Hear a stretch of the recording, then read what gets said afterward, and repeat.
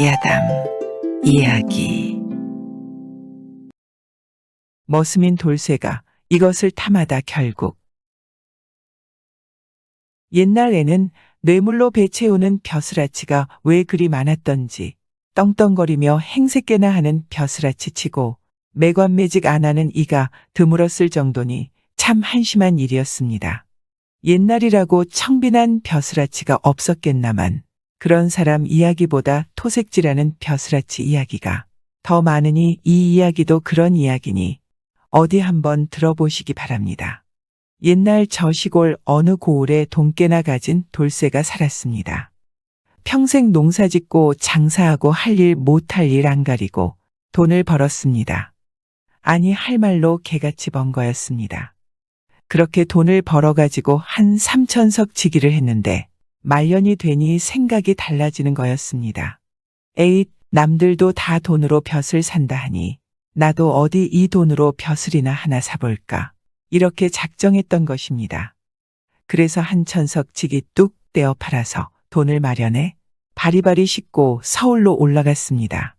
서울 가서 세도가 떠르르하다는 대감댁에 문객으로 들어갔습니다.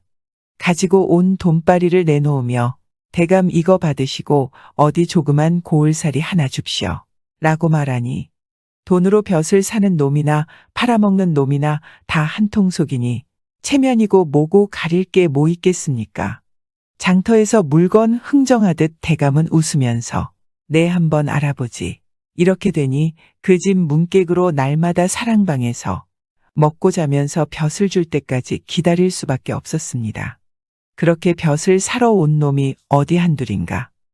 하루에도 서너 놈씩 돈을 바리바리 싣고 들어와서 갖다 바치고는 문객으로 그냥 눌러앉는 거였습니다. 문객들끼리 장기나 두면서 한 세월 보내는 거였습니다.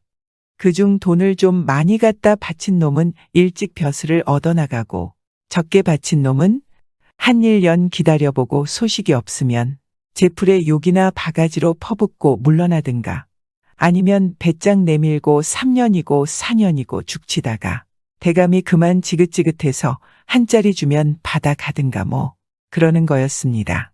이 돌쇠도 바친 돈이 적었던지 한 1년 문객으로 죽치고 있어도 소식이 없었습니다. 당최 쓰다 달다 말 한마디 없었습니다. 이대로 그냥 물러나자니 바친 돈이 아깝고 세도가 하늘에 닿는 대감한테 왜 벼슬 안 주느냐고 삿대질할 수도 없는 노릇이고 해서 하루는 슬그머니 대감 앞에 가서 대감 그동안 사랑해서 잘 쉬었습니다 라고 말하니 대감은 왜 그만 시골로 내려가려고 하고 말하니 돌쇠가 그게 아니라 그동안 신세를 너무 진 것 같아 이제 그만 거처를 옮길까 합니다 라고 말하며 슬그머니 떠보는 거였습니다. 그게 말하자면 내 놈한테 돈바리를 그렇게 갖다 바쳤는데도 벼슬 하나 안 줘? 더럽다 더러워. 차라리 딴 데 가서 벼슬 사고 말지 이런 말이었습니다. 욕심이 뒤룩뒤룩한 대감이 그런 말을 듣고 오냐 가거라 하기는커녕 응 그러지 말고 좀 더 기다려봐. 자네한테 줄 자리가 하나 있긴 있는데 요새 청하는 사람이 워낙 많아놔서 이건 또 무슨 말이냐 하면 내 놈이 돈 몇 바리로 벼슬 사려고 한다마는 어림없는 소리.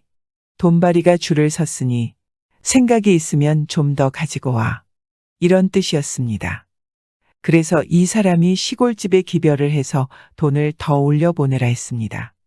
3천석 지기 가운데 1,000석 떼어주고 2,000석 남은 것 중에서 또 한 1,000석 떼어 팔아. 돈을 듬뿍 실어다가 대감 앞에 바쳤습니다. 그래놓고는 대감 이번에는 어떻게 좀 한 자리 마련해 줍시오 라고 말하니 욕심이 뒤룩뒤룩한 대감이 돈을 보고서야 녹지근해지지 않을 리 없었습니다. 응, 조금만 기다리면 좋은 소식이 있을 걸세. 말은 사근사근하게 자라였습니다. 그래서 또 다른 문객과 장기나 두면서 세월을 보냈습니다. 아무리 기다려도 소식이 있나요? 오늘이야 내일이야 하다 보니 또 1년이 지났습니다.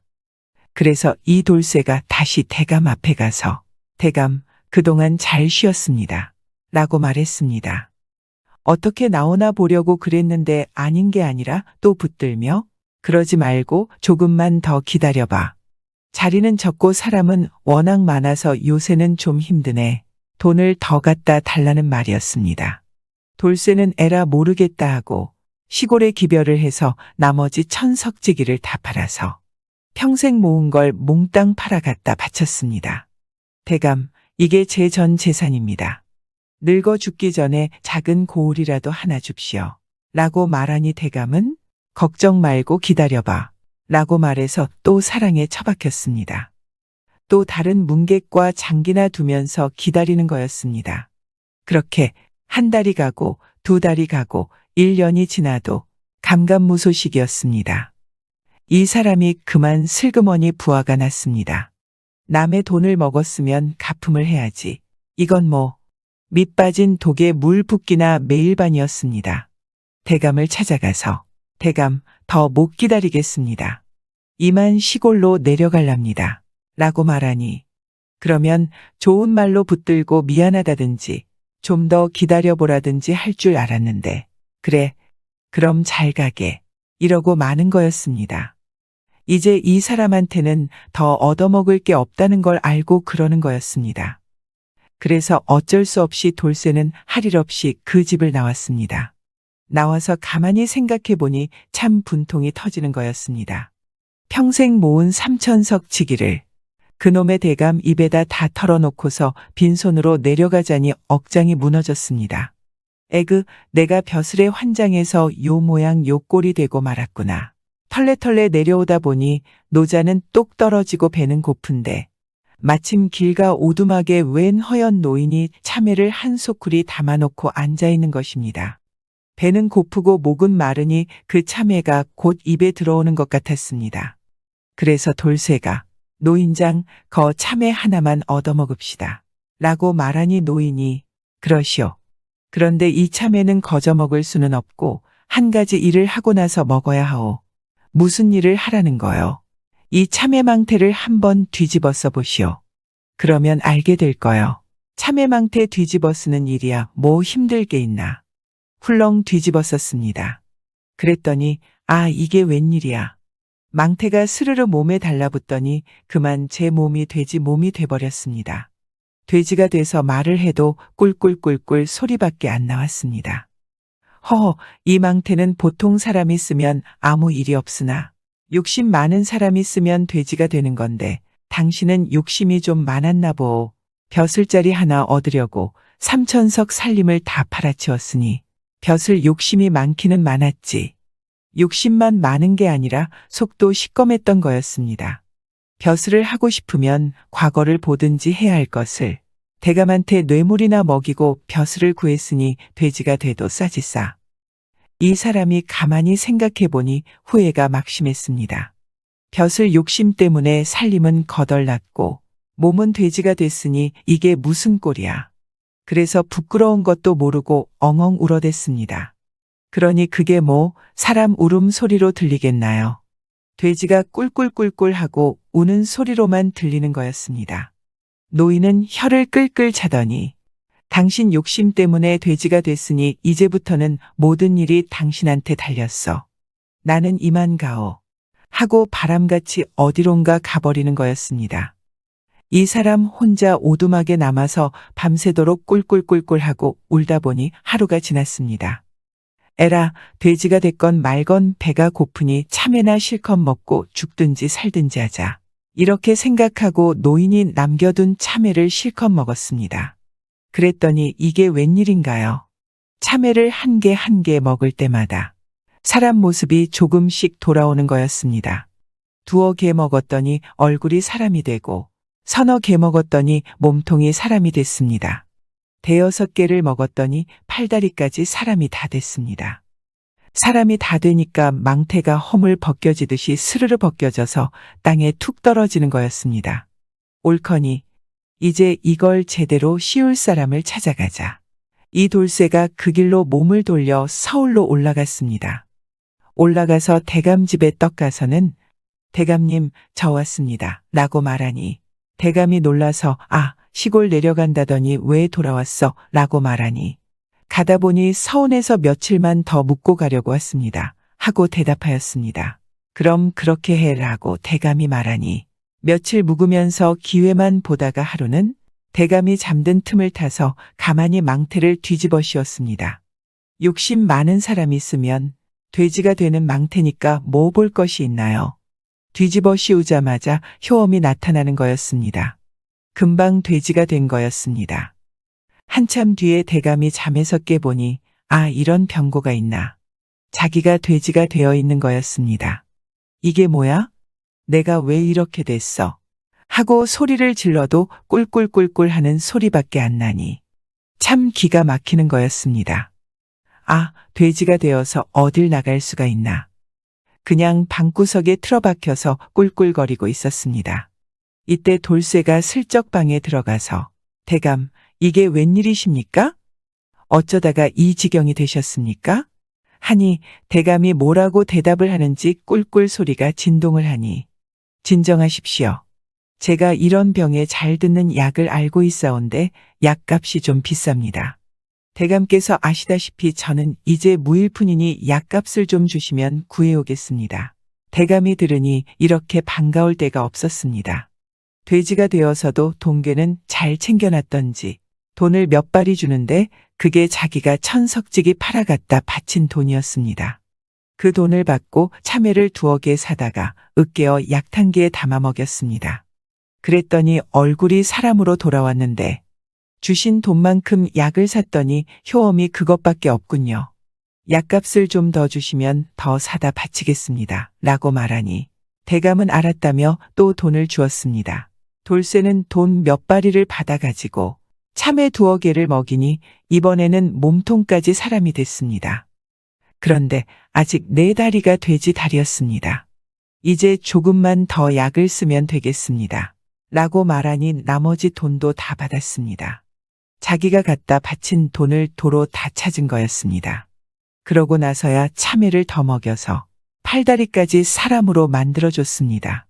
그런 뒤에는 이 사람도 2번 다시 돈으로 벼슬 살 생각을 않고 그냥 농사 지으며 잘 살았습니다. 대감도 한번 돼지가 되고 나서 혼이 다 빠졌는지 그 뒤로는 매관매직을 않고 살았습니다. 그나저나 요새는 이런 일이 없을까요? 이런 이야기 들으면 가슴이 뜨끔할 사람이 많을 것 같은데 지금 저 망태를 씌우면 돼지가 될 사람이 얼마큼 될까요? 참 궁금하기도 합니다. 가난한 선비 때문에 수저를 지킨 척. 노진이라는 사람이 남원 땅에 살았는데 일찍 아버지를 여의고 집이 가난해 장성에서도 장가를 들지 못했습니다. 그의 당숙인 무관이 원님으로 있을 때였습니다. 모친이 당숙에게 가서 혼수를 얻어오라 했습니다. 그래서 행랑을 차리고 길을 떠났습니다. 노진은 선천부 관문에 이르렀지만 문지기가 문을 막고 들어가지 못하게 하는 바람에 길 위를 배회했습니다. 때마침 깔끔한 옷차림을 한 젊은 기생이 지나가다 걸음을 멈추고 빤히 쳐다보더니 노진에게 물었습니다. 도령님께서는 어디서 오셨습니까? 라고 하니 노진은 사실대로 말하니 기생이 이렇게 말했습니다. 저희 집은 암호동 몇 번째 집입니다. 여기서 그리 멀지 않으니 저희 집에 머무세요. 라고 하니 노진이 그러겠다 하고 간신히 관문 안으로 들어가 당숙을 만났습니다. 찾아온 연유를 말하니 당숙이 이마를 찡그리며 말했습니다. 새로 부임한 지 얼마 되지 않아 관가의 부채가 산더미처럼 쌓여 있어 심히 고민이 많다. 그러고는 아주 냉담하게 대했습니다. 노진은 사처에 묻겠다고 하고 문을 나왔습니다. 기생의 집을 찾아가니 젊은 기생은 반갑게 맞이해주고 모친으로 하여금 저녁밥을 정성껏 마련해 올리게 했습니다. 2 사람이 밤에 방에 있는데 기생이 이런 말을 했습니다. 제가 보기에 본관 사또는 매우 박해 아주 가까운 친척에게도 혼수를 넉넉히 내줄지 모르겠습니다. 도령님은 기골이 장대에 장차 크게 현달하실 것 같은데 어찌 걸객의 행동을 하려 하십니까? 제게 몰래 모아놓은 은 500여 냥이 있습니다. 며칠 여기 머무시다가 관문으로는 다시 들어가지 마시고 이 돈을 갖고 바로 돌아가시는 게 좋겠습니다. 라고 하니 노진이 당황스러워하며 그럴 수는 없네. 갑자기 그리하면 당수께서 책망하시지 않겠나. 라고 하니 기생은 도령님은 비록 가까운 친척의 정에 의지하려 하시지만 가까운 친척이라 한들 믿을 수가 있겠습니까? 허다한 나를 머물러도 남의 실은 내색만 떠안을 뿐입니다. 돌아가는 날에는 노자 수십 금밖에 못 얻을 것이니 그걸 어디다 쓰겠습니까? 여기서 바로 출발하는 것만 못하지요. 노지는 며칠을 머무르며 낮이면 당숙을 뵙고 밤이면 기생의 집에서 잤습니다. 어느 날 밤 기생은 등잔불 아래서 행장을 꾸리고 은자를 꺼내 보자기에 쌌습니다. 새벽이 되자 마구간에서 말 한 피를 내어 짐을 싣고는 노진에게 떠나기를 재촉하며 말했습니다. 도령님은 10년 사이에 크고 귀하게 되실 겁니다.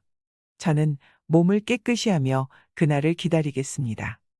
다시 뵐 기약은 다만 이 한 길뿐입니다. 부디 천번 만번 몸조심하소서.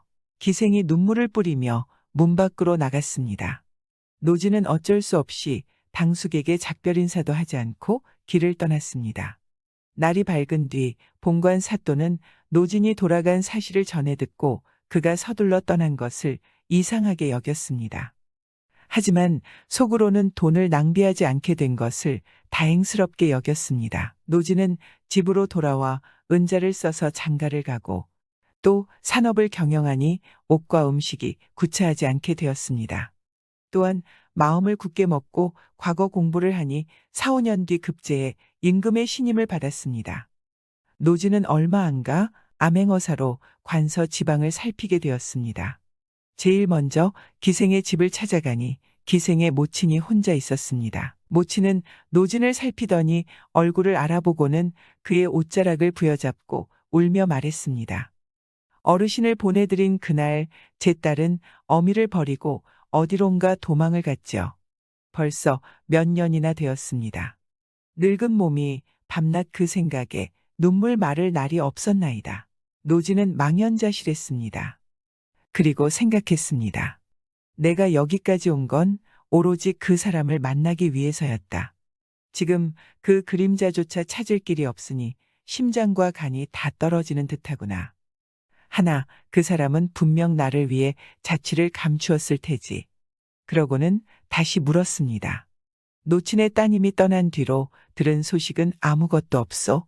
라고 말하니 노친이 근래에 들으니 성천경내 어느 산사에 산다는데 자취를 숨겨 비밀로 하니 그 얼굴을 본 사람이 없다네요. 풍문이니 믿을 수가 있겠습니까? 이 늙은 몸이 쇠약해 기운이 없고 남자도 없으니 그 종적을 쫓을 수 없었답니다. 노진은 그 말을 듣고 즉시 선천 땅으로 가 경내 사찰을 두루 수색해 보았지만 끝내 그림자조차 볼 수 없었습니다. 어느 절에 갔는데 절 뒤로는 천길 절벽이 있고 그 위에 작은 암자가 하나 있었습니다. 절벽이 깎아지른 듯하니 발 디딜 곳도 없는 것 같았습니다.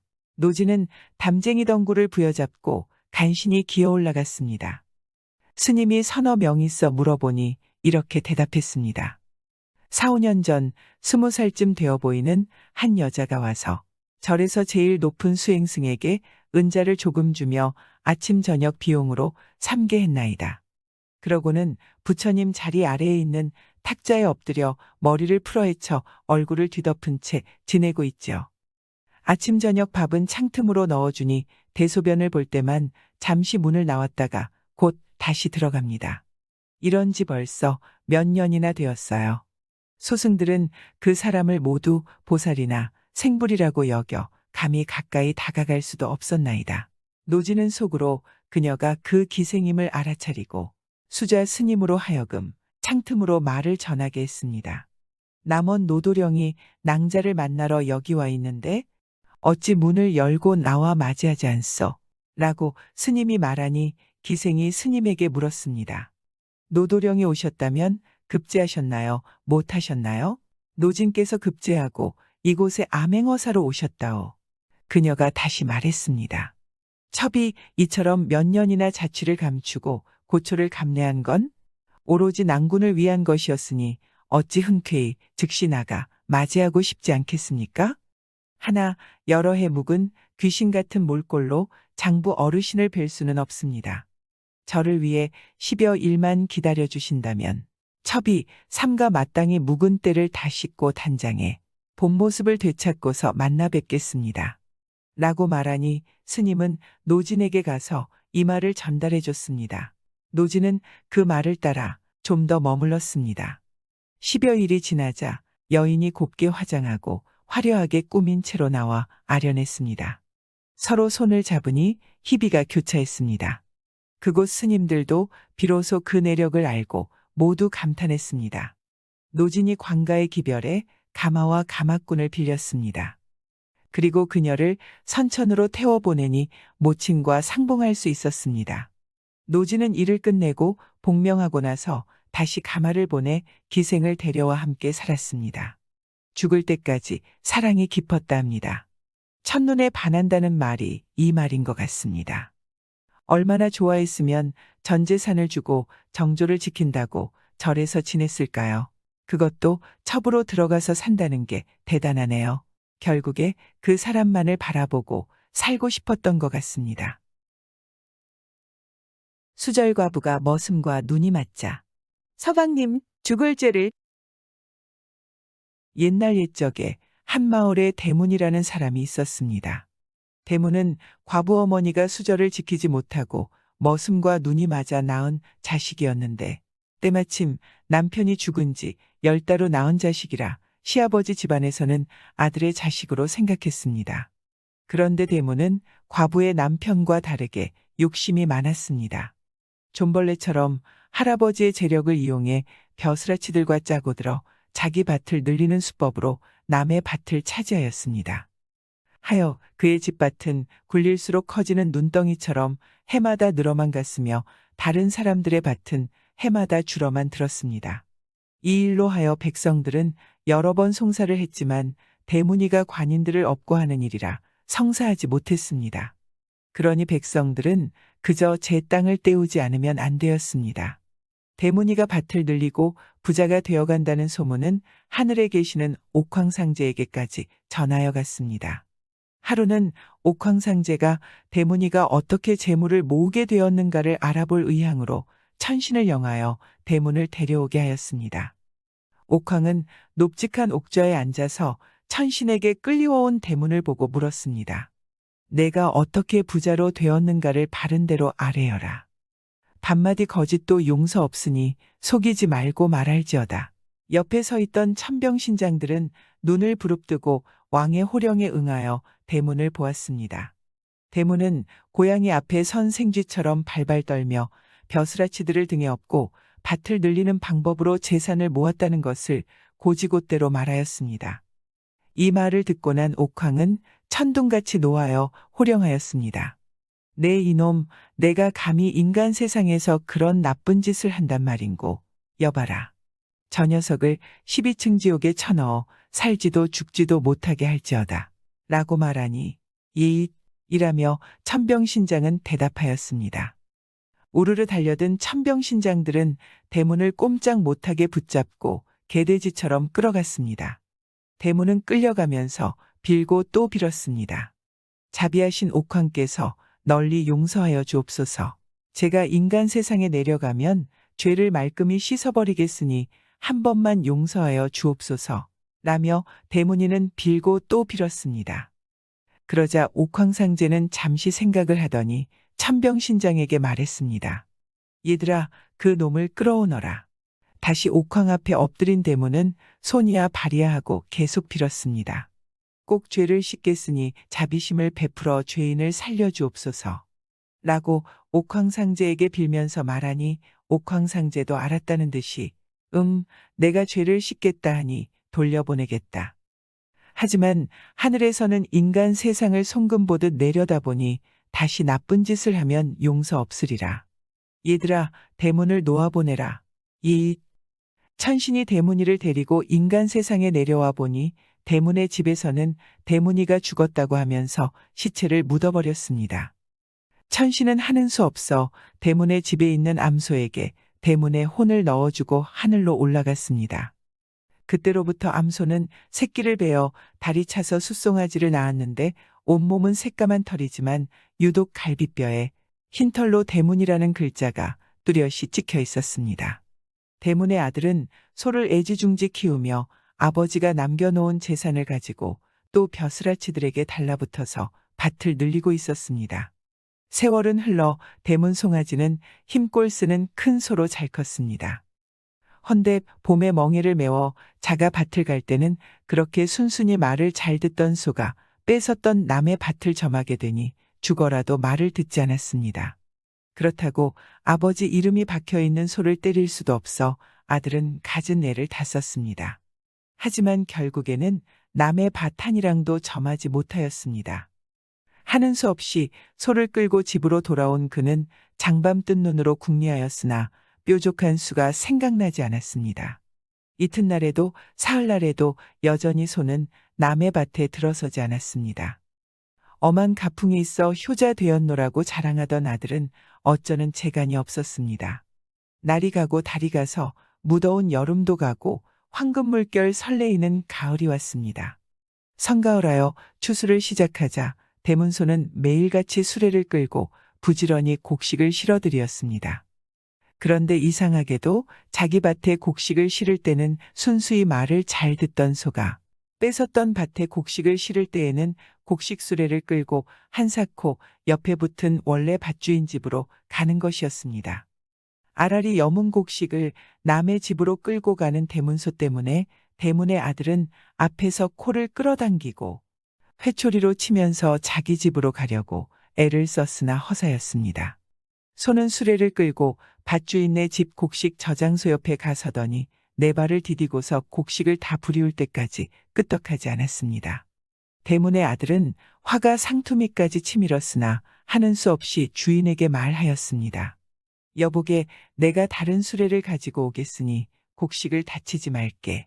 라며 신신당부하였습니다.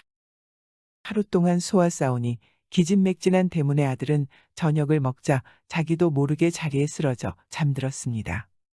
헌데 잠이 들자 꿈에서 아버지가 찾아왔습니다. 아들은 반가워 어쩔 줄 모르며 아버지를 보고 인사했으나 아버지는 인상을 쓰며 아들을 뚫어지게 보더니 입을 열었습니다. 얘야. 아버지는 오광상제한테 갔을 때 이전에 남의 밭을 빼서 땅을 늘렸으나 남의 밭을 점한 땅에서 난 곡식은 모두 주인에게 돌리겠다고 하였습니다. 만일 이 곡식을 돌리지 않으면 12층 지옥에 갇혀 죽지도 살지도 못하게 된다고 말하였습니다. 죄를 씻으면 지옥이 아니라 극락세계에서 살게 된다. 그러니 이제부터 다시 남의 밭을 범하지 말고 악한 일을 하지 말아라. 그러면 훗날 지옥으로 가지 않고 천당으로 갈 수 있느리라. 아버지의 말을 잊지 말고 착한 일을 하기에 힘써라. 라며 엄중하게 아들에게 말하였습니다. 그러자 아들도 알았다는 듯이 내내 꼭 그렇게 하겠습니다. 라며 비장하게 대답하였습니다. 그러자 아버지는 다시 한번 신신당부하며 말했습니다. 부디 잊지 말고 내 말대로 하여라. 내일부터 남의 밭지경을 범하여 얻은 소출을 임자에게 돌리겠으니 나를 막지 말거라. 라며 말하고 연기처럼 사라지니 아들은 아버지를 부르다 놀라 깨어났는데 그제야 아버지가 인간으로 환생하지 못하고 소로 태어나 지난 죄를 씻고 있음을 알게 되었습니다. 이튿날부터 대문소는 꼭꼭 남의 밭을 범하여 얻은 곡식을 원주인에게 끌어가고 그 아들도 더는 대문소를 막아 나서지 못하였습니다. 그 후로 아들은 뺏은 땅 모두 원래 주인들에게 돌려주었고 마을에 어려운 사람들이 있으면 데리고 와서 같이 일하면서 평생 봉사하며 살았다고 합니다. 위 이야기를 만들다 보니 느낀 것은 지금 우리나라에도 옥황상제 만날 놈들이 많은데 현실적으로 불가능하니 참 안타깝다고 생각합니다. 아마 옥황상제를 만난다고 하면 우리나라는 참 살기 좋은 나라가 될 거라고 확신합니다. 처자가 탐욕스런 오이를 보자. 이건 내 거야. 지금부터 800년 전 전라남도 화순고을에 배 씨라는 이방이 살고 있었습니다. 배 씨에게 자식이라고는 딸 하나가 전부였습니다. 배 씨 내외는 날이 갈수록 어여뻐지는 딸을 보는 것이 삶의 유일한 즐거움이자 행복이었습니다. 하지만 대를 이을 아들이 없다는 것이 가슴 한켠을 무겁게 만들고는 했었습니다. 이방 배 씨의 딸은 20살이 되던 해 겨울 아침 일찍 물동이를 이고 지금의 화순읍 남산 기슭에 있는 차천이라는 우물로 물을 기르러 나갔습니다. 그런데 우물 위에 뭔가가 있는 것 같았습니다. 그래서 자세히 보니 우물 위에는 오이 한 개가 떠 있었습니다. 처녀는 이상하게 생각하면서 이게 왜 여기 있어? 추운 겨울에 오이가 있는 것이 신기할 따름이었습니다. 평소 오이를 좋아했던 배 씨의 딸은 아무런 의심 없이 우물에 떠 있는 오이를 그 자리에서 먹어치웠습니다. 배 씨의 딸이 우물에 있는 오이를 먹고 몇 달이 지났을 때였습니다. 딸은 오이를 먹은 이후부터 점점 몸이 이상해지고 있다는 것을 깨달았습니다. 배가 부풀어 오르는 것이 마치 임신을 한 사람 같았습니다. 배 씨 이방 내외도 딸의 몸이 예전과 달라졌다는 것을 금방 눈치챘습니다. 그리고 배 씨 내외는 딸에게 정을 통하는 남자가 있다고 생각했습니다. 그래서 배 씨는 딸을 어르고 달래며 물었습니다. 괜찮으니 말을 해보래도 라고 배 씨가 말하니 딸은 무슨 말인지 눈치채고 사실대로 말했습니다. 정말로 만나는 사내가 없어요. 라고 하자 배 씨는 계속 괜찮다며 물었습니다.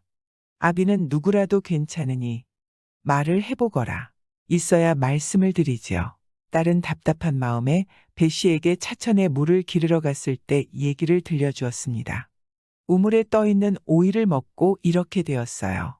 딸의 말에 배 씨는 믿지 않을 수도 없고 그렇다고 믿을 수도 없었습니다. 그래도 딸이 극구부인을 하고 나서니 배 씨 내외는 딸의 말을 믿어주기로 마음먹었습니다. 그렇게 10달이 지나고 딸은 옥동자를 낳았습니다. 배 씨 내외는 딸의 말을 믿기로는 했지만 혼인도 올리지 않은 처녀가 아이를 출산한 것을 죄악처럼 여겼습니다. 배 씨는 사람들이 혹시라도 볼까 두려워 집을 하나 따로 장만해 그곳에서 아이를 키우기로 했습니다. 새로 장만한 집에서 아이를 키우기 시작한 지 보름이 지났을 무렵이었습니다. 배 씨 내외는 아무리 다른 곳에 집을 얻어서 아이를 키우고 있다고 해도 도무지 안심이 되지 않았습니다. 작은 고을에 소문이 퍼지지는 않을까 아이에 대한 걱정으로 밤에 잠도 제대로 자지 못할 정도였습니다. 배 씨 내외는 고민한 끝에 한밤중에 아이를 윤회 서남쪽으로 약일이 떨어진 수풀 속 정자나무 밑에 버리기로 했습니다. 아이를 정자나무 밑에 두고 집으로 돌아오니 마음이 찜찜해서 견딜 수 없었습니다. 어린 손자가 눈에 밟히고 딸도 아들이 보고 싶다고 눈물을 흘리니 마음이 약해질 수밖에 없었습니다. 결국 배 씨 내외와 딸은 아이를 버린 수풀로 찾아갔습니다. 한밤중에 등불에 의지한 채 수풀 사이를 더듬어서 정자나무 밑에 이르렀습니다. 그런데 정자나무 아래에는 커다란 학 한 마리가 아이를 날개로 이불처럼 덮어주고 있었습니다. 커다란 학이 두려워 배 씨 내외와 딸은 그날 밤은 집으로 돌아왔습니다. 그리고 다음 날 다시 정자나무로 찾았을 때였습니다. 전날과 마찬가지로 커다란 학은 아이를 품에 안은 것처럼 깃털로 감싸고 있었습니다. 배 씨 내외와 딸은 신비한 일이다 싶어 학이 잠깐 날아간 사이에 아이를 다시 집으로 데리고 오기로 결정했습니다. 다시 아이를 집으로 데리고 오기는 했지만 여전히 사람들의 눈이 걱정되기는 매한가지였습니다. 어떻게 하면 좋겠니? 배 씨는 부인과 딸을 앉혀놓고 물었습니다. 세 사람은 며칠 밤낮으로 어떻게 하면 아이를 키울 수 있을까를 두고 고민했습니다. 여러모로 의논을 한 결과 배 씨 내외와 딸은 한 가지 사연을 만들기로 했습니다. 능주에 사는 친척 집에 다녀오는 길에 수풀 속에서 어린 아이가 버려져 있어 집으로 데려와 키우기로 했다고 말입니다. 배 씨 내외는 즉시 능주에 있는 친척 집으로 찾아갔습니다. 그곳에서 사흘을 묵고 다음은 다른 사람들과 화순으로 돌아오게 되었습니다. 무슨 소리가 들리지 않소? 배 씨는 화순길에 오른 사람들에게 물었습니다.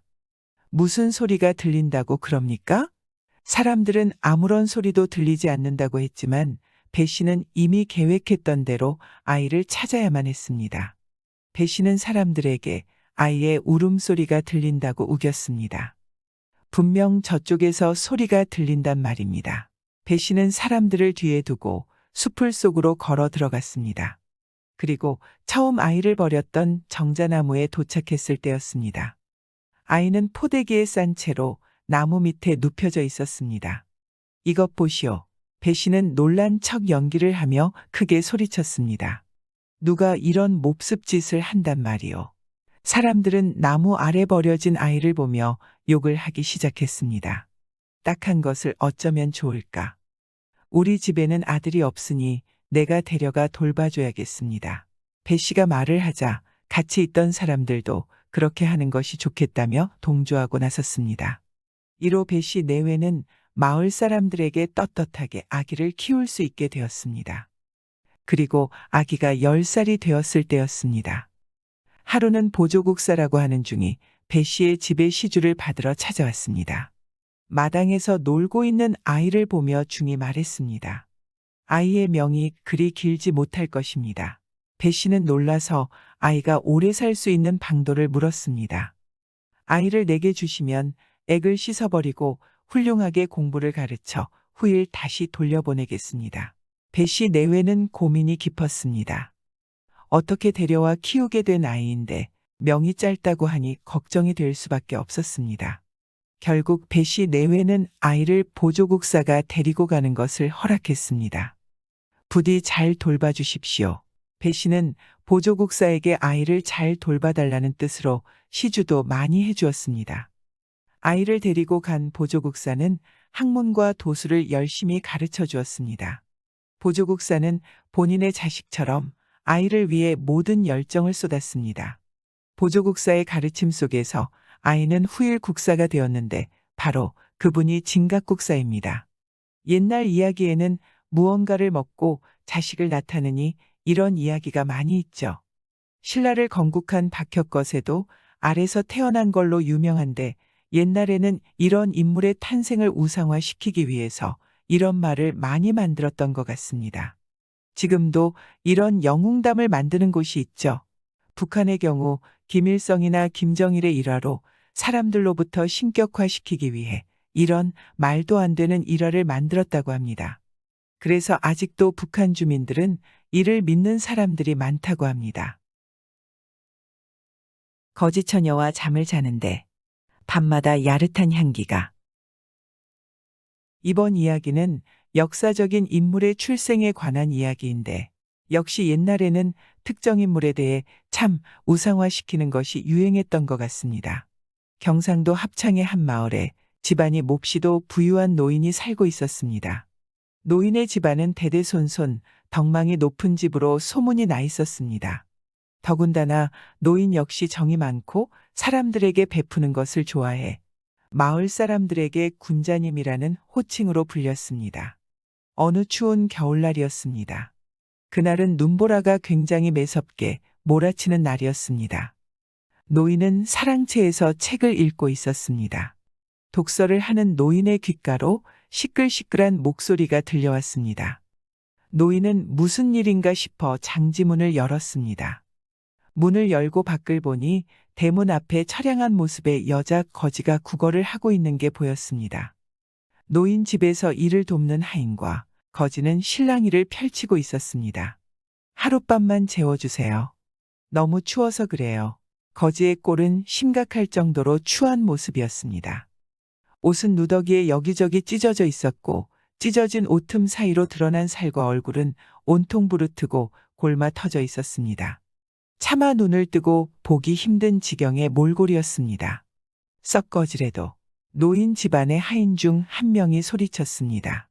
제발 좀 도와주세요. 하인들은 거지의 팔을 잡고 밖으로 끌어냈습니다. 그만하거라. 가만히 지켜보던 노인이 마침내 입을 열었습니다.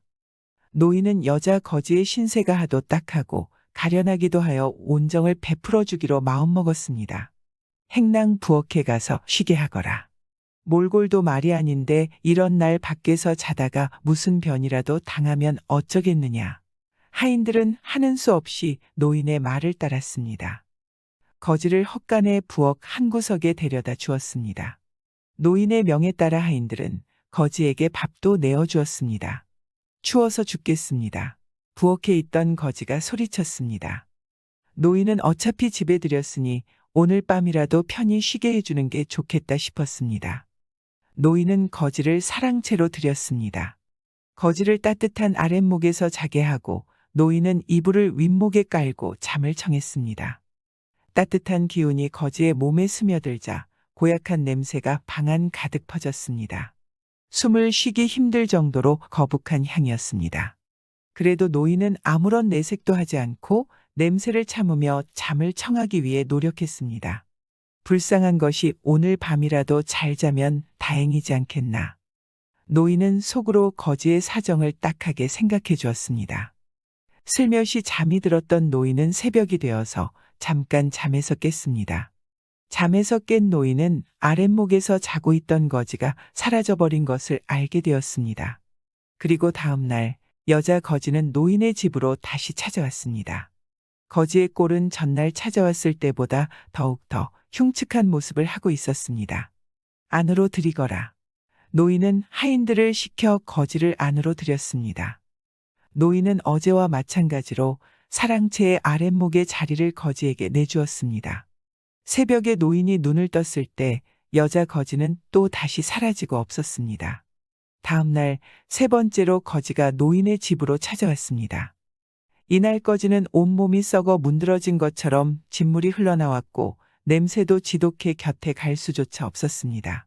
노인은 여인에게 사랑채의 아랫목을 내주었습니다. 어김없이 노인은 새벽에 잠에서 깼습니다. 그날도 거지는 새벽이 되자 사라지고 없었습니다.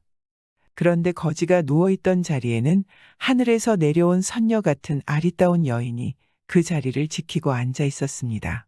누구십니까? 노인은 깜짝 놀라 여인에게 물었습니다. 여인은 초롱초롱한 눈으로 노인을 보며 말했습니다. 저는 하늘에서 내려온 선녀입니다. 옥구슬이 굴러가는 목소리로 여인은 말을 이었습니다. 뜻하는 바가 있어 그대를 시험하였더니 생각했던 것과 달리 정을 베풀어 주어 깊이 감동했습니다. 저는 이제 하늘로 올라갈 것입니다. 그대는 뒤뜰에다 해산하는 방을 정갈하게 지어놓고 그대와 성희 같은 여인이 아이를 낳을 때만 쓰도록 하십시오. 이것은 하늘에서 내리는 명입니다. 여인은 반드시 잊어서는 아니 된다고 신신당부를 했습니다. 노인은 여인의 말을 똑똑히 기억했습니다. 여인에게 궁금한 것을 물어보려 했지만 그녀는 순식간에 연기처럼 사라져 버렸습니다. 노인은 자신에게 일어난 일이 꿈이 아닐까 싶은 심정이었습니다. 방 안에 지독하고 퀴퀴했던 향은 아름다운 꽃향으로 변해 있었고 향긋하고 그윽한 향기는 인간 세상에서 맡아본 일이 없는 향기였습니다. 다음 날 노인은 하인들을 시켜 여인이 얘기했던 대로 뒤뜰에다가 해산할 방을 만들기 시작했습니다.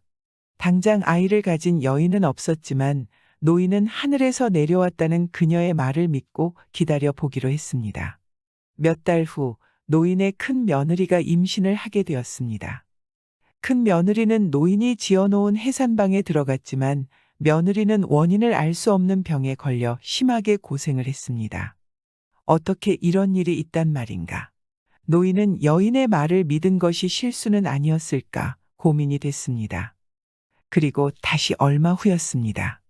노인의 조카 며느리도 임신을 했고 해산방에 들어가서는 큰 며느리처럼 고생을 해야만 했습니다. 하늘에서 내려온 선녀가 거짓말을 할 수 있는 것일까? 그렇지 않으면 무슨 까닭이 있는 것인가? 노인은 답답한 마음에 혼잣말을 중얼거렸습니다. 노인의 고민이 깊어가던 무렵이었습니다. 시집을 갔던 딸이 산딸이 되어 해산을 하기 위해 노인의 집으로 찾아왔습니다. 노인은 딸이 찾아오고 나서야 선녀가 했던 말이 떠올랐습니다. 나와 같은 성을 가진 여자라면 내 딸밖에 더 있겠느냐. 딸은 해산방에 들어가서는 별다른 고통 없이 옷 같은 사내아기를 순산했습니다. 노인의 딸이 순산한 아이가 훗날 퇴계 이황 선생이 되었습니다.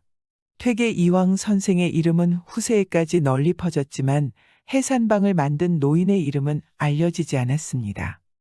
역시 착하게 살면 하늘이 도운다는 말은 옛날 이야기에서 많이 나오는 이야기지만 지금은 많이 변했죠.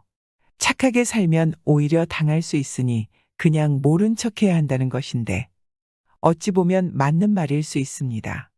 가끔 뉴스를 보면 도와줬다가 오히려 가해자가 되는 사례를 보면 참 안타깝다고 생각합니다.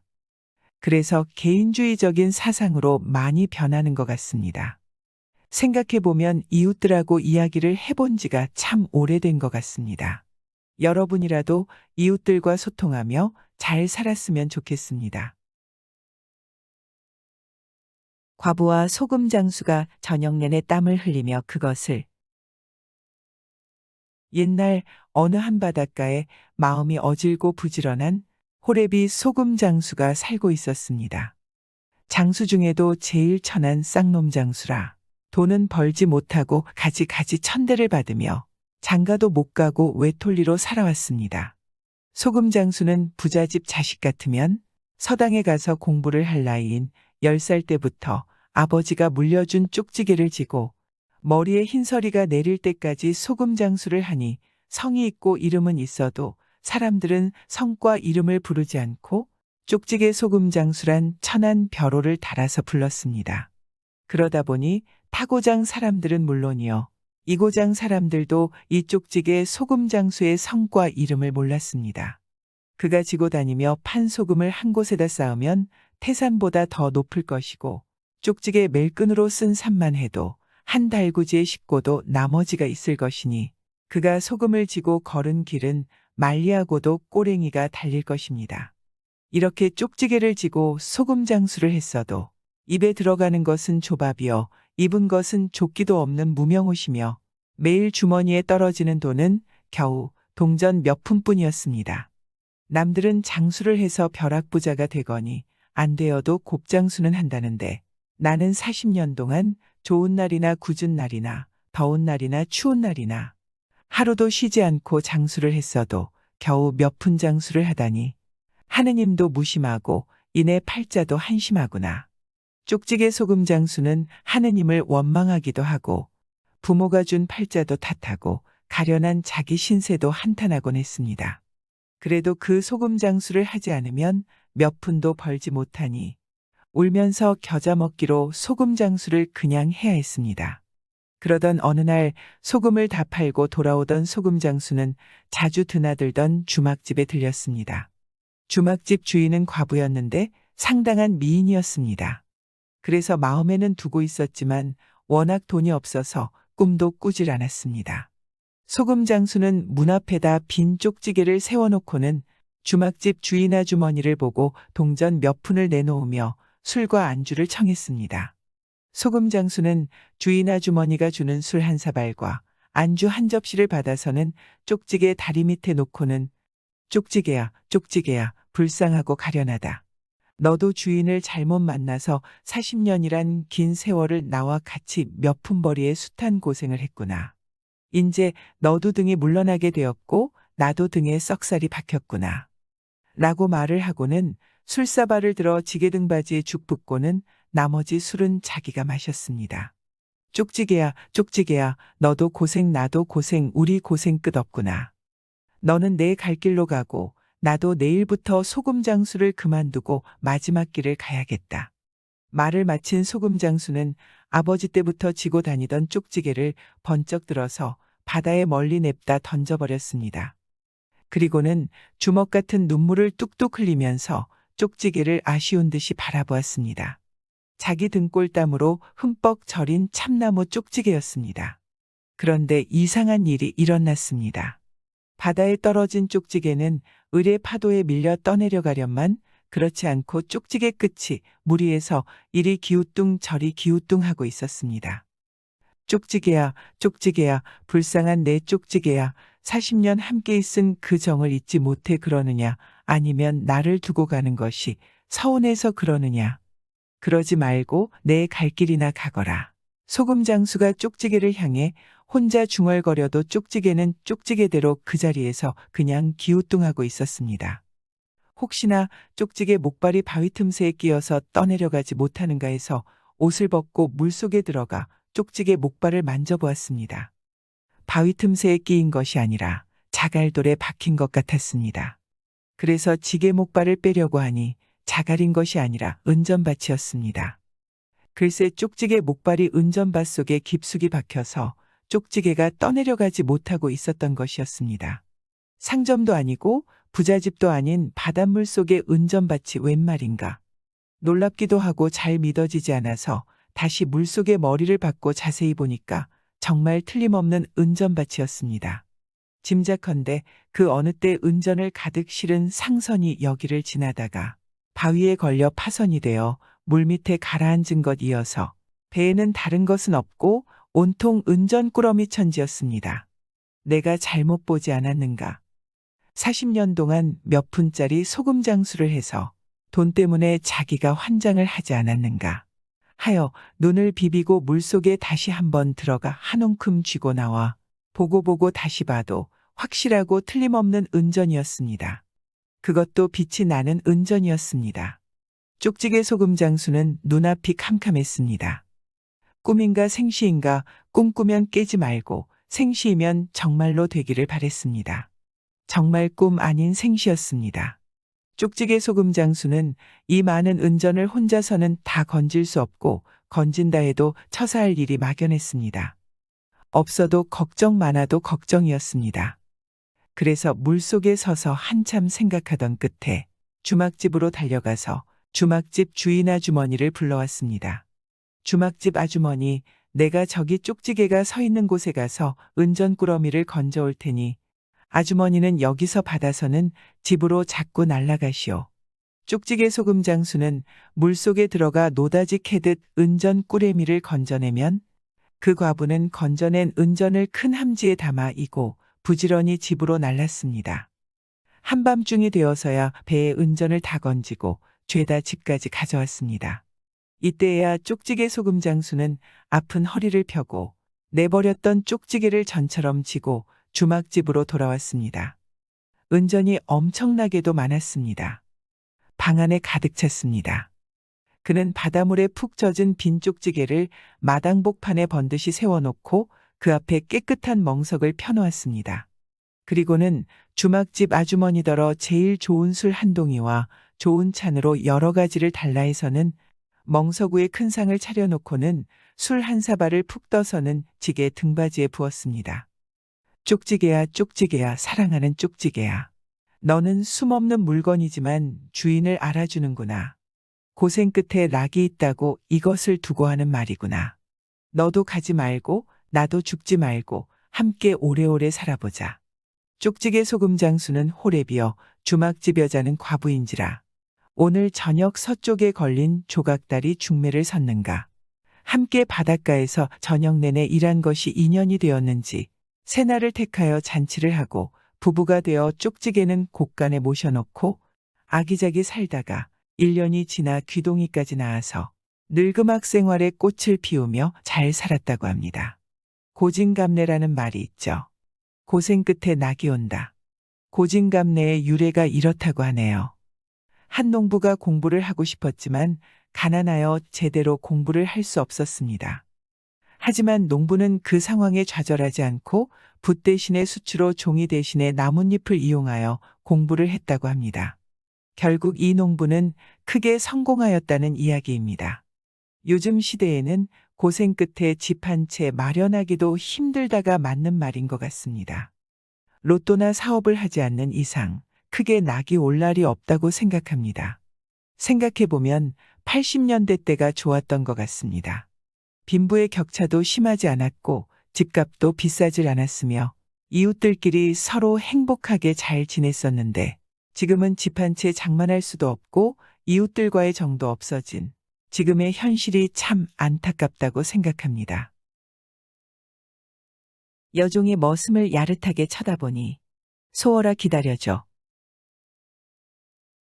까마득히 먼 옛날 한 고을에 만석부자가 살고 있었습니다. 부자네 고간마다에는 배곡미가 차고 넘쳤으며 두리뭉실한 뒤주마다에는 해묵은 곡식들이 썩어났고 오동장 속에는 철을 맞춰 갈아입을 능나금 주며 갖가지 비단옷들이 차곡차곡 쌓여 있고 문갑 속에는 여러 가지 진주가 들어 있었습니다. 부자네 집에는 땅이 있고 돈이 있고 세도가 커서 세상에 부러운 것이 없었습니다. 헌데 부자집 마누라가 40고개를 넘고 부자 영감이 50고개를 넘기도록 슬하의 일점 혈육이 없어 늘 근심 속에서 살았습니다. 부자는 자식을 보려고 마누라에게 약도 쓰고 점쟁이를 찾아 점도 쳐보고 산신령에게 빌기도 하고 500나은 보살 앞에서 손발이 닳도록 빌기도 했습니다. 결국엔 온갖 정성을 다한 탓이었는지 귀동자를 낳았습니다. 부자네 집은 날마다 명절이었습니다. 아들을 본 부자네 부부는 앉으면 그 애를 놓고 웃음으로 세월을 보냈고 서면 그 애를 내려다보며 좋아서 춤추며 세월을 보냈습니다. 세상 사람들이 제 자식이라 하면 제 입에 들어간 음식도 빼주는데 세상에 부러운 것이 따로 없이 흔전만전하게 사는 부자집이야 더 할 말이 있으랴. 부자네 집에서 그 아들을 키울 때 쥐면 부서질까 놓으면 날아날까 하며 고이고이 키웠습니다. 아이는 이 손끝에서 저 손에 가고 이 등에서 저 등에 엎여 자랐는데 커서 제 손발을 놀릴 때도 부처님처럼 앉혀놓고 숱한 사람들이 그의 심부름을 들게 했습니다. 애 앞에 누가 조금이라도 시중을 잘못 들면 부자에게 잡혀서 곤장을 몇십 대씩 맞아야 했습니다. 귀동자는 진종일 앉아서 입을 놀리는 것이 일이었고 그가 한번 입을 놀릴라 치면 숱한 사람들이 분주히 돌아쳤습니다.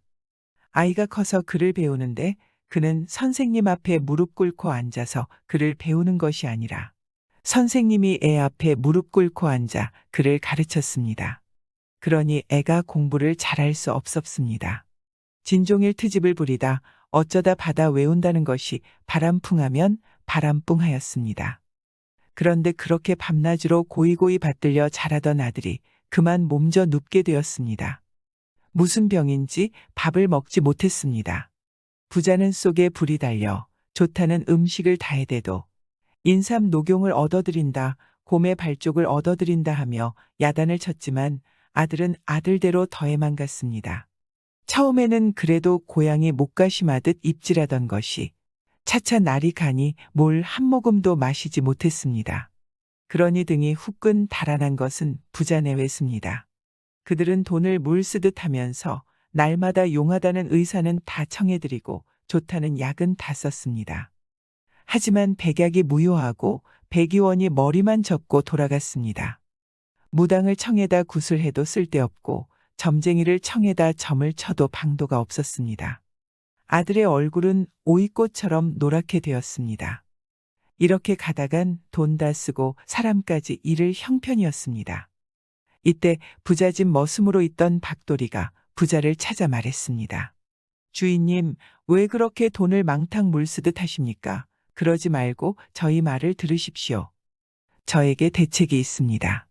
제가 쓰라는 약만 쓰면 도련님이 밤 못 자시는 병은 뚝 떨어집니다.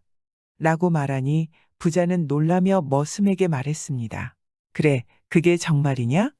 라고 말하였습니다. 아들이 식음을 전폐하고 생사를 다투게 되니 가릴 것이 없었습니다. 지푸라기라도 잡는 심정으로 부자는 머리를 숙이고 머슴에게 딱 달라붙었습니다. 어서 그 약을 가져오게 라고 말하니 머슴은 한 가지 약속을 했습니다. 이 약을 쓰기 전에 약속이 있어야 합니다. 일단 지금 부엌에 있는 소월이랑 장가 보내주십시오. 그리고 집 한 칸 마련해 주십시오라고 당당하게 말하니 부자는 바로 대답했습니다. 그래 그래. 내 아들의 병만 떼면 너를 장가 보내주고 한 살림 잘 꾸려주지. 그럼 어서 주인님 처사대로 해주십시오. 소인은 주인님 처사를 기다리겠습니다. 라고 말하니 부자는 떨떠름한 표정으로 그럼 나도 한 가지 묻겠다. 내가 내 아들의 병을 떼지 못하면 어떻게 하겠느냐? 그때는 주인님 마음대로 능지처참을 하든지 종신머슴으로 삼든지 맘대로 하십시오. 하지만 도련님 병 때문에 너무 걱정할 필요는 없습니다. 부자는 그렇게 귀한 아들의 병을 뗀다니 박돌의 뜻에 따라 부엌효종 소월에게 장가들게 하고 한 살림 꾸려주었습니다. 그리고는 그날부터 박돌이에게 불같은 독촉을 했습니다. 그러니 박돌이 하는 말이 저도 말한 대로 도련님의 병을 떼드리겠습니다. 하지만 제 시키는 대로 안 하면 안 됩니다. 꼭 제 말대로 하지 않으면 병을 떼지 못하니 그리하십시오. 그래. 그런데 약은 어디 있나? 약은 먼 곳에 있는 게 아니가 저기 돌담 속에 묻혀 있는데 이 약은 불사약입니다. 그런데 이 약은 도련님이 직접 돌담을 허물고 파내야 효과가 있지 다른 사람이 파낸 걸 먹으면 효과가 없습니다. 저 돌을 도련님이 손수 옮기지 않으면 도련님 목숨을 구하는 약이 더는 없는 줄 아옵니다. 죽고 사는 일에 그에 달렸다면 별 수 있나 그렇게 하지. 부잣집 도련님은 살겠다고 자리를 차고 일어나 돌각담에 쌓인 돌을 들어 던졌습니다. 난생 처음으로 하는 일이라 돌 여러 개를 주워 옮기니 해가 서산에 기울어졌습니다. 젖먹던 힘까지 내서 일한 그는 갈증이 나고 배가 고파 참기 어려웠습니다. 그래서 물도 먹고 밥도 얼마간 먹었습니다. 하루 이틀 지나니 하루에도 몇 번씩 밥을 찾아 먹었는데 일이 끝날 무렵에는 한 식기에 밥을 개눈 감추듯 먹어치웠습니다. 일은 보배이고 노동은 보약보다 좋다더니 부잣집 아들은 일할수록 전신에 힘이 나고 밥도 많이 먹고 혈색도 좋았습니다. 차차 날이 감에 따라 알아본 사람 같지 않았습니다. 헌데 큰 돌담을 다 옮기고 아들의 병도 다 나았는데 부자가 바라는 불사약은 나오지 않았습니다. 하루는 부자가 박돌이를 불러놓고 칭찬 절반 나무람 절반을 하였습니다. 이 사람 박돌이 인젠 내 아들의 병이 다 나아서 근심 걱정은 없게 됐네. 이건 자네 덕일세. 헌데 자네 왜 날 속였나? 부자대인님께서 무슨 말씀을 그렇게 하십니까? 주인님, 사람이란 일하고 살게 마련인데 놀기만 하고 일하지 않았으니 어찌 밥맛이 있으며 어찌 건강할 수 있겠습니까? 이래서 밥맛을 얻고 병이 떨어졌으니 이게 약이 아니고 뭡니까? 일은 보약보다 더 좋은 겁니다. 라고 호탕하게 대답하였습니다. 그러자 부자는 그런데 자넨 그 속에 불사약이 있다고 하지 않았나? 박돌이는 싱긋 웃으며 대답했습니다. 대인님, 보십시오. 불사약은 돌담을 드러낸 저 밭에 있습니다. 저 자리에 밭을 갈고 곡식을 심으면 곡식이 얼마나 잘 되겠습니까? 그러니 저 밭에서 해마다 불사약이 나오지요. 사람이 쌀을 먹지 않으면 죽게 되고 쌀을 먹으면 생명이 있게 됩니다. 그러니 쌀이 곧 불사약이 올시다. 자네, 그 말이 맞네. 일이 보약이고 쌀이지. 쌀이 불사약일세. 그 후 부자는 정신을 차렸는지 아들이 일하지 않으면 얘, 너 왜 요새 보약을 쓰지 않니? 하며 일을 시키고 밥을 잘 먹지 않으면 얘, 너 왜 그 좋은 불사약을 먹지 않느냐? 라며 밥을 먹였다고 합니다. 늦게 낳은 자식이야. 당연히 오기야 금이야 키울 수밖에 없겠죠. 하지만 모든 분들이 공감하시겠지만 당장에 이쁘다고 보물처럼 끼고 키우면 나중에 아이가 어른이 되었을 때 사회성이 떨어져 오히려 자식을 망치는 일이 될 것입니다. 가정교육이라는 것이 같이 더불어 살 수 있는 것을 가르치는 것이 중요하다고 생각합니다. 밤마다 부인은 한숨을 쉬며 잘 좀 해요. 옛날 어느 시골에 가난한 선비가 살고 있었습니다. 부지런하고 착한 선비는 매일같이 낮이면 산에 가서 나무를 해다 팔고 밤이면 등잔불 밑에 앉아 열심히 글공부를 했습니다. 그에게는 아내가 있었는데 태생이 손끝 하나 까딱하기 싫어하는 게으름뱅이라 남편을 거들어 구차한 살림살이를 돌볼 대신 진종일 방구석에 들어앉아 가난살이를 한탄하며 바가지만 긁어대었습니다. 그러면서도 마음 한구석으로 행여나 운이 튀어 남편이 과거에 급제나 하면 하루아침에 귀부인이 되어 비단옷 사내진미에 가마타고 호의호식하리라 하고 은근히 꿈도 꾸어보았습니다. 그런데 남편은 벌써 2번이나 과거에 낙방을 하고 나니 아내의 황홀한 꿈은 물거품이 되어버리고 짜증은 점점 더 심해졌습니다. 여보, 수제도 못하는 주제에 그따위 글공부를 하면 못하오. 어느 날 저녁 아내는 참다 못해 남편이 보고 있는 책을 와락 빼앗아 내동댕이 치며 역정을 내었습니다. 남편은 놀라며 아니 왜 그러오? 라고 말하니 아내는 화를 내며 이 책 속에 보배가 들어있어. 남편은 그래도 떡심 좋게 책을 도로 주워들며 아내를 달랬습니다. 여보, 학문이 허공에서 절로 떨어지겠어. 고생 끝에 낙이 오는 법이니 부디 참아주오. 그러나 미혹한 아내는 남편의 말에 남편을 잘못 만난 신세를 하소연하다가 나중에는 한숨 끝에 내내 눈물을 흘리는 것이었습니다. 그러던 어느 해였습니다. 선비는 과거 시험을 치려고 또다시 서울길에 올랐습니다. 남편이 떠나가자 아내는 이번에야 행여나 하고 어서 남편이 성공하고 돌아오길 손꼽아 고대하였습니다. 어찌면 행기루로 꽹과리 꿍짜 올리며 나졸들을 거느리고 돌아올 남편의 화려한 가마가 금시에 눈앞에 보이는 듯도 하여 공연히 가슴이 설레이기도 했습니다. 그런데 달포 만에 집으로 돌아온 남편은 이번에도 거지행색을 하고 돌아왔습니다. 이 꼴을 본 아내는 너무도 기가 막혀 사주팔자를 한탄하며 대성통곡하던 끝에 여보, 난 이젠 더는 당신을 믿고 살 수가 없어. 하고는 굳이 만류하는 남편을 뿌리치고 영영 친정으로 달아나고 말았습니다. 아내가 달아나자 불시에 호라비가 된 선비의 처지는 더욱 딱하게 되었습니다. 그나마 아내가 있을 때는 빨래 걱정 조석질 걱정이 없더니 이제는 5만 가지 잔손질이 선비의 손끝을 거치지 않으면 안 되었습니다. 그는 문득 전에 친구 이백이 글공부를 할 때 허시부인의 살뜰한 보살핌을 받던 일이 생각났습니다. 목이 마르면 뜨끈한 차물을 따라주고 한여름 더울 때면 옆에 서서 부채질을 해주고 하루 세끼 채소 반찬이 진주성찬과는 비기지 못할 망정 부인의 후더운 관심에 이백은 목매어 눈물을 흘리지 않았던가. 허시부인을 생각할수록 선비는 달아난 아내가 괘씸하고 맹랑하기만 하였습니다.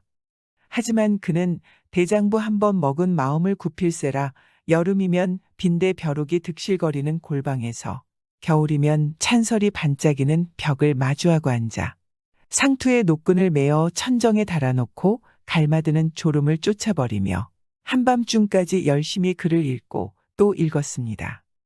그는 한시도 책을 손에서 놓지 않았으니 나무를 하는 쉴참에도 길을 걸을 때도 글을 읽었습니다. 어느 봄날이었습니다. 선비는 예전과 같이 지게를 지고 산에 올랐습니다. 부지런히 소나무 가지를 한 짐 해놓고 청석판에 앉아 잠깐 쉬며 책을 보느라니 노곤한 봄볕에 그만 잠이 소르르 들어버렸습니다. 그런데 비몽사몽간에 홀연 백발이 성성한 웬 노인이 지팡이를 짚고 나타나서 하는 말이 지성이 감천이라 그를 닦으려는 내 지성이 하도나 기특하여 하늘의 신령께서 이 약을 내리노라. 하고는 도포 속에서 금빛 반짝이는 약봉지 하나를 꺼내어 선비의 손에 쥐어주고는 어디론가 연기마냥 사라져버리는 것이었습니다.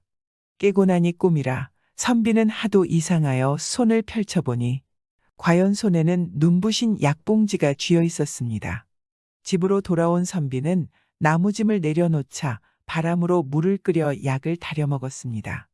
그랬더니 얼마 후에 마치 인삼녹용주를 마신 듯 온몸의 혈기가 왕성해지더니 머리가 거뿐해지더니 나중에 잊어버렸던 글줄이 하나하나 역력히 머리에 떠오르고 묘한 시구들이 절로 떠오르는 것이었습니다. 과연 절세의 명약이로구나. 선비는 이렇게 감탄하며 더욱 글 공부에 열중하였습니다. 그럭저럭 몇 해가 지나가고 오막살이 앞들에 꽃이 한창 피는 어느 봄날이었습니다. 선비는 괴나리 보찜을 걸머지고 또다시 과거길에 올랐습니다. 줄임배를 끌어안고 문정걸식하며 산을 넘고 물을 건너 마침내 서울에 당도하여 응시를 하였는데 공든탑이 무너지려고 선비는 뜻밖에도 장원급제를 하게 되었습니다. 임금은 친히 그에게 평양감사를 봉하였습니다. 어느 날 선비는 국사를 돌아보느라 가마를 타고 고향 마을을 지나게 되었습니다. 향간에 숱한 백성들이 길가에 줄을 쳐서 허리 굽혀 행차를 맞이하였습니다. 그 속에는 선비의 아내도 끼어 있었습니다. 초라한 몰골을 해가지고 서서 다가오는 행차를 황홀한 눈길로 바라보던 그녀는 에구, 나도 저런 벼슬아치 남편이나 있었으면 하고 여간 부러워하는 거였습니다. 마침 행차가 그의 앞을 지나게 되어 무심결에 머리를 들어 가마안을 힐끗 들여다보던 선비의 아내는 그만 깜짝 놀랐습니다. 가마안에 앉은 의젓한 감사가 바로 헐벗고 굶주리며 항문을 닦던 그 옛적 남편이 아닌가. 이때 선비의 아내는 부끄러움도 있고 불이 나게 가마 앞에 달려나가 두 무릎을 꿇고 엎드렸습니다. 어찌나 바삐 쫓아나갔던지 코 떨어진 고무신 한 짝이 돌부리에 걸쳐 저만큼 낯떨어졌습니다. 여인은 뉘길래 함부로 급한 행차를 막느냐? 선비가 의아쩍어 행차를 멈추고 연고를 물어본즉 부인은 머리를 쳐들고 눈물을 흘리며 아뢰었습니다. 대감님, 나를 못 알아보시겠습니까? 소인이 바로 예전 그대의 부인이로소이다. 한때 소견이 좁아 사람 행시를 못하여 배울 면목이 없사오나 바다같이 넓은 그대의 흉금은 가히 용서할 줄로 아옵니다. 소인을 불쌍히 여겨 다시 아내로 맞아들이면 내 지성껏 그대를 섬겨드리리다. 라고 말하는 거였습니다. 아내의 말을 듣고 모두가 어리둥절해 있는 중 선비는 두 눈을 지그시 감고 묵묵히 생각에 잠겼던 선비가 문득 사령들에게 명을 내렸습니다. 여봐라, 거 옹가지에 물을 떠오너라. 이윽고 한 사령이 농가에 들어가 옹가지에 물을 듬뿍 떠다 올렸습니다. 선비는 그 옹가지에 물을 받아 길바닥에 쏟으며 이 쏟아진 물을 다시 옹가지에 끌어 담을 수만 있다면 내 다시 그대를 부인으로 맞아들이겠노라. 하고는 뒤도 돌아보지 않고 떠나가 버렸습니다. 부인은 그만 아무 말도 하지 못하고 사라지는 행차 뒤를 멍하니 바라보며 땅이 꺼지게 한숨만 내쉬었다고 합니다. 이미 엎질러진 물이라는 것을 선비가 여실히 전 부인에게 보여주었네요. 만약 남편과 다시 합친다 해도 잘 살 수 있을까요? 다시 합친다 해도 집안일이면 남편을 내조하기는커녕 오히려 남편의 직위를 이용해 살아보려고 하겠죠. 이런 여자는 남편이 다시 거지가 되면 바로 도망갈 것입니다. 의좋은 형제에게 어여쁜 새색시가. 옛날 한 동네에 철돌이와 차돌이라는 두 형제가 살고 있었습니다. 의지가 없이 근근득식으로 살아가던 그들은 금전판에 가면 돈벌이가 잘 된다는 말을 듣고 금전판으로 찾아갔습니다. 금전판 주인은 쌀아금은 주인에게 바치고 콩알보다 더 큰 금덩이는 파내는 사람이 가진다는 것이었습니다. 그날부터 두 형제는 금정판에서 부지런히 일했습니다. 헌데 금전판에서 10년을 하루와 같이 일했으나 콩알 같은 금은 보지도 못했습니다.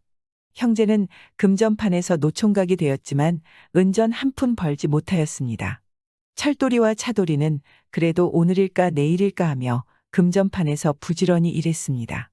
그러던 어느 날 밤 두 형제가 막장에 나가 일하는데 이상한 돌이 막장 한켠에 삐죽이 나와 있었습니다. 금을 캐려고 그 돌을 빼내니 반발이나 길게 생긴 돌은 보통 돌보다 얼마나 더 무거웠는지 몰랐습니다. 이상한 생각이 들어 바닥에 고인물에 씻어보니 신우렁금이었습니다. 10년 동안 흘린 땀이 헛되지 않았습니다.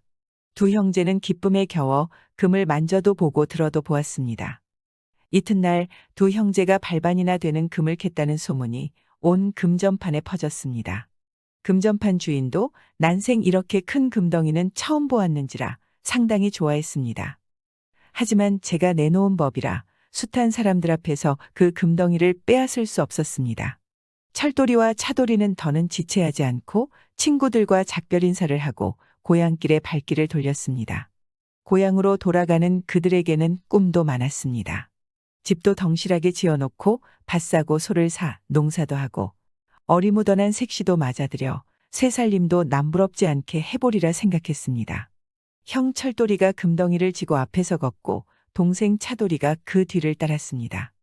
마을도 지나고 산도 지나 인적 없는 산길에 접어들었습니다. 험한 산길이라 형은 동생이 걱정되어 뒤를 돌아보았습니다. 형은 깜짝 놀랐습니다. 동생 차돌의 눈이 강도눈처럼 사나워졌는데 당장 무슨 행패를 부릴 것 같았습니다.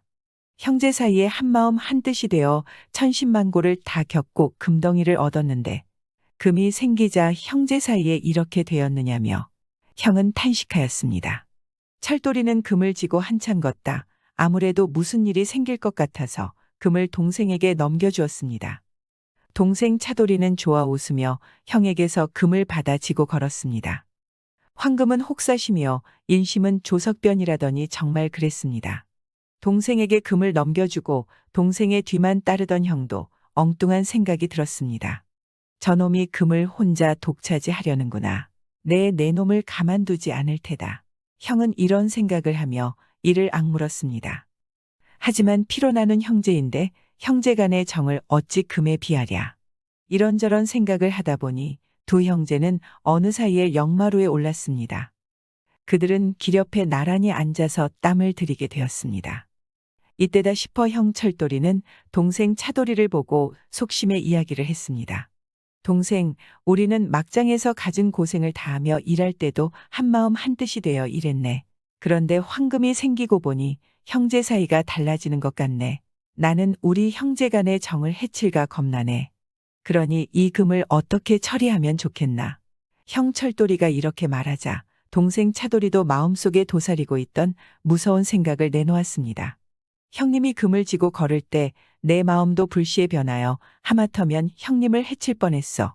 이까짓 금 때문에 우리 형제 사이에 무슨 일이 생길지 모르겠어. 형님, 이 금을 버리고 갑시다. 내 말이 옳다. 동기도 윤기도 몰라보는 이까짓 걸 해서는 뭘 하겠니. 던지고 가자. 두 형제가 합의되자 그들은 10년 동안 고생하던 끝에 얻은 금을 혈마루 천지꽃 뿌리 밑에 헌신짝 던지듯 던졌습니다. 금을 뿌려 던지고 나니 마음도 거뜬하여 두 형제는 발걸음도 가벼워졌습니다. 날이 저물자 두 형제는 역 밑에 있는 주막집에 들어 자게 되었습니다. 저녁을 먹자 두 형제는 자리에 누웠습니다. 피곤에 지친 형은 자리에 눕자 코를 드렁드렁 골며 잠에 골아빠졌습니다. 헌데 동생은 잠은커녕 눈이 점점 말똥말똥해졌습니다. 금 생각이 나서 도저히 잠을 이룰 수가 없었습니다. 그는 형이 잠든 기회를 놓칠세라 살그머니 문을 열고 나와서 오던 길을 따라 영에 올랐습니다. 숨이 턱에 닿게 영에 오른 동생은 영에 오르자 바쁜 숨도 돌릴 새 없이 천지꽃 뿌리 밑을 살폈습니다. 순간 그는 놀라 악! 소리를 지르고 뒤로 물러섰습니다. 구렁이는 사람을 보자 머리를 축혀들고 입을 벌쩍 벌리며 사나운 눈에 불을 일궜습니다. 차도리는 온몸에 소름이 끼쳐 떨었습니다. 한참 만에야 동생은 정신을 차렸고 금덩이를 가져가지 못하면 죽어도 눈을 감을 것 같지 않았습니다. 그는 그까짓 미물짐승이야 못 당하려 하는 생각에 참나무 몽둥이를 꺾어서 구렁이를 내리쳤습니다. 헌데 구렁이 대신 천지꽃이 끊어져 나갔습니다.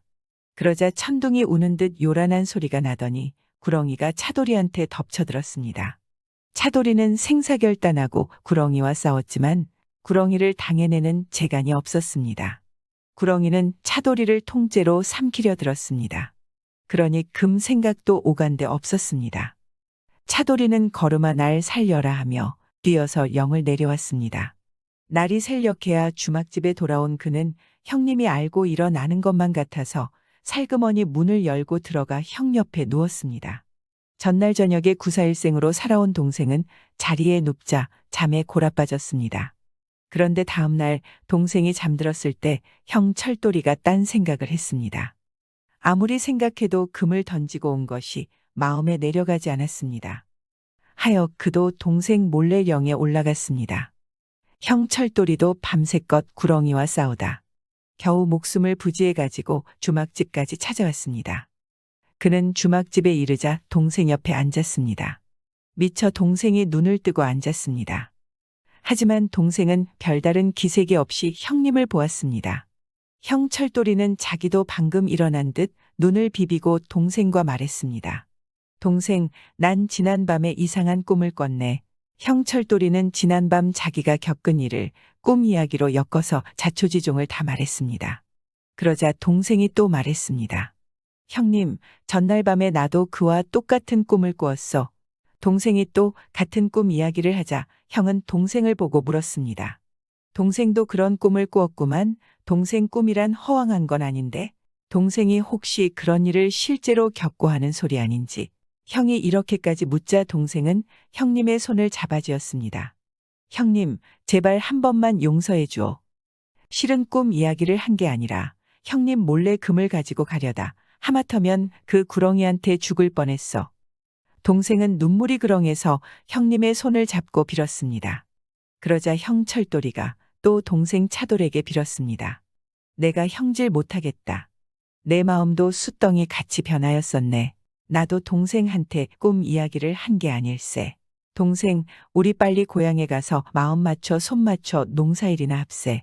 이러다간 그렇게 다정하던 우리 형제가 원수가 되겠네. 두 형제는 고향에 돌아와 농사를 지었습니다. 그런데 얼마 지나지 않아 구렁이가 행패를 부려 길손들은 영을 넘지 못하고 백리길을 돌아다녔으며 등진군이 영을 넘지 못하여 사람들은 소금도 먹지 못하였습니다. 이 소문을 들은 두 형제는 자기들 때문에 숱한 사람들이 욕을 본다고 생각했습니다. 하여 그들은 구렁이를 잡아 없애고 백성들을 편안하게 살게 하려고 병기를 들고 영마루를 찾아 올랐습니다. 영마루에 오르니 구렁이가 꽈리를 틀고 있었는데 누런 구렁이 몸뚱이가 눈부신 빛을 뿌려 눈을 뜨기조차 어려웠습니다. 사람을 본 구렁이는 주홍같이 입을 쩍 벌리고 그들 형제를 통째로 삼키려 들었습니다. 백성들을 해치는 화근을 없애버리라 마음먹은 두 형제는 도끼를 휘두르며 구렁이와 싸웠습니다. 구렁이가 쭉 내달아올 때면 좌우 수목들이 쫙 갈라지며 바람이 씩씩 일고 형제들이 도끼를 휘두를 때 보면 허공 중에 번개가 번쩍번쩍 이는 것 같았습니다. 두 형제는 구렁이와 반나절이나 싸웠습니다. 헌데 도끼가 번쩍하고 번개를 일구며 구렁이를 내리쳤는데 두 형제의 도끼는 신통이도 구렁이의 허리 한복판에 가서 박혔습니다. 구렁이는 천둥 같은 비명을 지르더니 두토막이 되어 나뒹굴었습니다. 그런데 두토막이 된 구렁이는 구렁이가 아니라 두토막으로 꽃같이 갈라놓은 황금이었습니다. 황금덩이는 두 토막으로 갈라졌지만 형제의 마음은 하나로 굳게 이어졌습니다. 의좋은 형제는 백성을 해치는 화근을 뽑아버리고 황금덩이를 하나씩 메고 고향에 돌아왔습니다. 의좋은 형제는 금을 팔아 산뜻한 초가삼간집 두 채를 짓고 소와밭도 사서 의좋게 농사를 했습니다. 살림이 해마다 펴이는데 마음 좋고 어여쁜 색시까지 들어와 형제지간의 화목을 도모하며 남 부러운 게 없이 잘 살았다고 합니다. 알몸뚱인 딸이 어머님 빨리 제 옷 갖다 주세요. 옛날 한 고을에 백정이 살고 있었습니다. 그때 나라에서는 백정은 그의 자자손손들까지 모두 제일 천한 사람으로 취급했습니다. 하여 다른 집 자식들은 시집 장가를 가나 백정의 아들은 나이 20이 되도록 장가를 갈 수가 없었습니다. 이때 이웃 고을에 살고 있는 윤대감의 집에는 관연한 딸이 있었지만 역시 출가를 시키지 못해 벌써 수년을 하루와 같이 걱정하고 있었습니다. 대감 부부는 늙도록 일점혈육이 없다가 하늘에 백일치성을 들인 후에 태기가 있어 10달 만에 딸을 보았는데 대갈통과 발은 심통이도 돼지 모양이었습니다. 그래서 소문이 문 밖에 나갈세라 후원에다 별당을 짓고 그곳에 가둬놓고 크면 차차 변하겠거니 하고 하루, 이틀, 1년, 2년을 지나는 사이에 20세가 되도록 그 모양 그 꼴이라. 발 없는 말이 하루에도 천리를 간다고. 한입 건너 두 입 지나 인근 동네까지 소문이 자자하게 되었습니다. 그래서 대감 부부는 동서남북으로 수소문에서 사위감을 골랐으나 말만 듣고 꼬리를 빼는가 하면 간혹 대감님의 재산이 욕심이 나서 찾아왔던 총각들도 색시를 한번 보고는 질겁해서 도망치는 바람에 부모의 속은 타고 나서 제가 되었습니다. 그래서 관연한 처녀를 그대로 늙힐 수는 없어 제일 천하다고 소문이 난 백정의 아들에게 딸을 주겠노라고 자청해 나섰습니다. 백정 역시 아들을 호라비로 늙히고 싶지 않던 차라 아들을 불러놓고 한숨을 쉬며 전후 사실을 이야기했습니다. 이리하여 백정의 아들은 부모의 마음 이나마 덜어주고 싶은 마음에서 나를 택해가지고 윤대감네 집을 찾아갔습니다. 듣던 말 그대로 처녀는 사람의 옷을 입었으나 돼지 머리에 돼지발 이어서 보기만 해도 소름이 끼쳤습니다.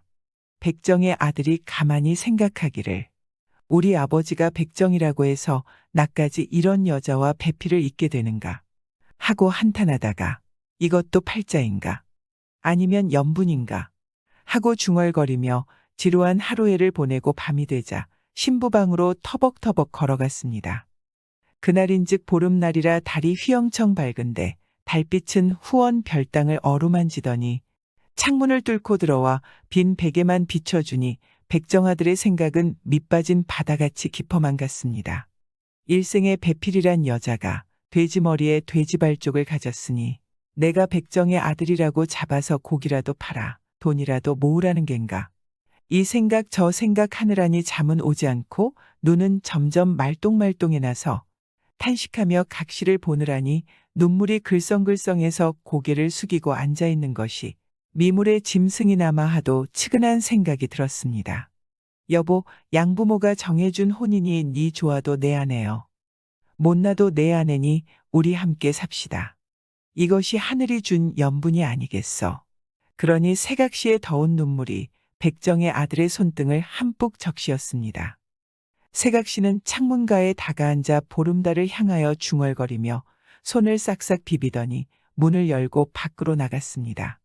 백정의 아들이 깜짝 놀라 쫓아가 보니 새각시는 새고패를 뒹굴더니 벼락치듯 요란한 소리와 함께 돼지 어울을 벗어던지고 아름다운 여인으로 변했습니다.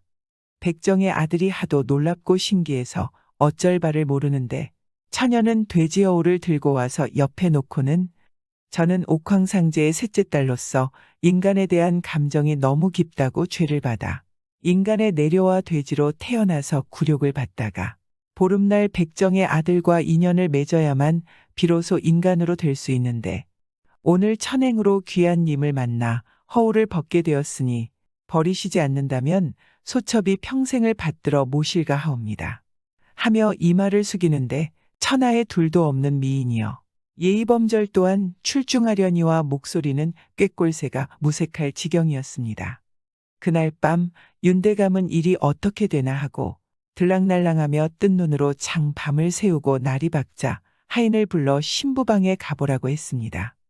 하녀가 발끝으로 별당 창문턱에 다가가서 새치 혀끝으로 창호지를 구멍내고 한눈으로 들여다보니 분명 고른 둘인데 난생 처음 보는 미녀라 다시 눈여겨보니 옆에는 돼지 허울이 당그랗게 놓여 있었습니다. 대감님, 아래옵기 황송하오나 고른 둘이온데 난생 처음 보는 미녀가 있고 옆에는 돼지 껍데기만 남아있는 줄로 아래옵니다. 윤대감이 그 소리를 듣더니 하늘이 무너지듯 가슴이 철렁 내려앉았습니다. 그도 그럴 것이 대감의 생각에 제 핏줄을 받아물고 태어났다고 해서 버리지를 못하고 키워서 백정의 아들에게다 짝을 지어주었더니 열의 아홉은 백정의 아들이 잡아먹고 껍데기만 남긴 것이라고 여겼던 것이었습니다다. 그래서 마누라를 불러 다시 가보게 하니 부인은 안절부절 못하며 딸의 방에 들어갔습니다. 대감의 마누라가 들어가 보니 이게 웬일인가. 글쎄 알몸뚱이인 딸이 반겨 맞으며 어머님 빨리 내 옷 갖다 주세요. 옷 갈아입고 부모님께 인사하겠어요. 하며 어리광을 부리는지라 하도 기쁜 김에 엎어지며 무릎을 다쳤건만 아프다는 말 한마디 없이 달려와서 가쁜 숨을 몰아쉬며 영감님 어서 의관을 갖춰 쓰고 딸과 사위 절 받을 차비나 하시오. 하며 부산을 떨었습니다. 그래도 윤대감은 어느 장단에 맞춰 춤을 춰야 할지 몰라서 멍해서 있었습니다. 딸과 사위의 절을 받고 딸의 이야기를 듣고 난 윤대감은 그제야 무릎을 툭 치며 하는 말이 허허 그러게 이성제압은 만복지원이라고 혼사장에 있다시피 원앙제압은 천생에 막지 못한다는 옛말이 조금도 틀림없니라. 하며 딸과 사위를 하루 이틀 데리고 놀다 보니 어언 반년 만에야 사돈네 집으로 보냈습니다.